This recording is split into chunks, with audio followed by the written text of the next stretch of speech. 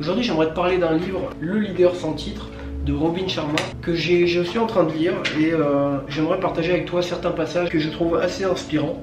Alors, Robin Sharma, c'est un auteur qui est spécialisé dans le leadership, qui accompagne des entreprises, et vous en voyez quelques-unes, Nike entre autres, Microsoft, etc. Le pitch du livre est assez simple. Il s'agit de Blake, qui est un ancien soldat qui a fait la guerre en Irak et qui, depuis son retour de guerre, ne trouve plus goût à rien, a du mal à travailler, à s'impliquer dans sa vie et erre un peu dans l'existence. Il n'arrive pas à s'intégrer à son travail, il n'a pas de collègues, il se sent pas bien, il trouve plus de sens à sa vie, il est un peu dans un état post-traumatique depuis plusieurs années.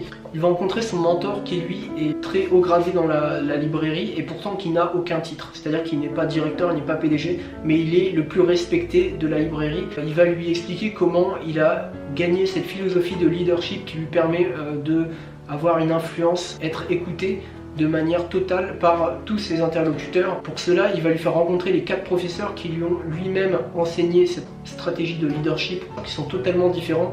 L'auteur a vraiment réussi à créer 4 personnages, enfin même 6, si on compte le personnage principal et son mentor. Ce livre est rempli de pépites, mais vraiment, c'est-à-dire que tu as plein de passages inspirants, plein de citations d'autres auteurs, et surtout tu as vraiment des passages clés dans le livre que je vais pas te révéler parce que ça va perdre tout son intérêt si le livre t'intéresse. En revanche, je peux t'en lire quelques extraits. Le fait d'affirmer que quelqu'un de très performant et chanceux constitue la façon la plus facile de ne pas avoir à te lever de ton divan pour aller faire quelque chose de valable dans ta vie.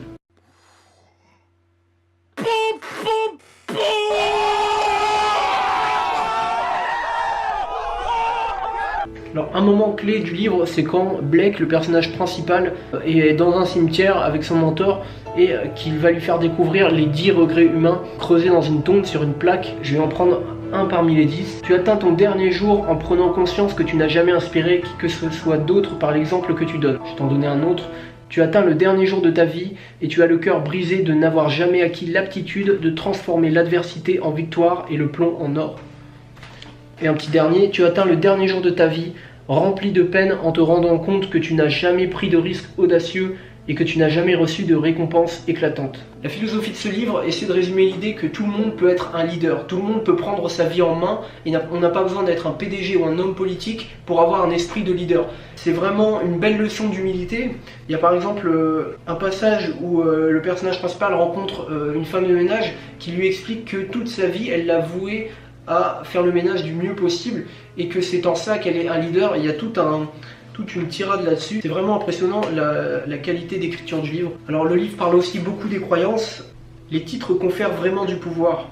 Mais le problème avec le titre de pouvoir qu'il vous attribue est que si on vous retire votre titre, votre pouvoir vous est automatiquement enlevé. Là il fait référence aux salariés par exemple qui ont un poste important et le jour où ils sont virés ou mutés ou quoi que ce soit d'autre ou rétrogradés, eh ben, ils perdent ce pouvoir. Alors que finalement c'est un pouvoir qu'on peut avoir constamment et qu'on n'a pas besoin d'obtenir avec un titre, notamment un titre d'employé. Il y a un extrait sur le passage à l'action qui m'a interpellé. Chaque action porte en elle une conséquence. Les choses se mettent à avancer. Des portes dont tu ignorais même l'existence commencent à s'ouvrir devant toi. Le succès est tellement un jeu des nombres, plus tu entreprends d'action, plus tu obtiens de résultats. La partie la plus difficile consiste donc à commencer, mais cela représente la moitié de la bataille. Cela requiert toute la volonté de ta force intérieure et par la suite, tout devient plus facile. Et là, il part d'un concept de faire 5 petites actions par jour que je trouve assez intéressant et qui peuvent transformer ta vie, ne serait-ce qu'en une année. Alors il dit, un outil pratique que tu peux utiliser est ce que j'appelle les 5 actions quotidiennes. Imagine-toi en train d'effectuer chaque jour 5 actions condensées, à la fois petites et importantes, dans le but de te rapprocher de tes objectifs primordiaux. Et là le personnage principal répond, je pourrais aisément effectuer 5 petits pas en avant chaque jour. Voilà la beauté du concept des 5 petites étapes. Les grands changements font peur, mais n'importe qui peut compléter 5 minuscules objectifs en une journée. Et tes petites améliorations quotidiennes mènent à des résultats renversants avec le temps. Après un mois seulement, tu auras atteint environ 150 objectifs. Et après un an, ce sera plus de 2000 objectifs. Imagine seulement le niveau de confiance que tu auras acquis en 12 mois à partir d'aujourd'hui si tu parviens à 2000 objectifs. Vers le milieu du livre, il y a un chapitre qui est consacré aux normes sociales et à la société, au que doit-on penser, et je trouve ça vraiment pertinent de sa part. Alors voici une tirade. La plupart du temps, nos sociétés nous enseignent, dès notre plus jeune âge, que le fait de se sentir inconfortable est malvenu, incorrect et que c'est une sensation à éviter à tout prix. Alors nous jouons petit et nous restons petits.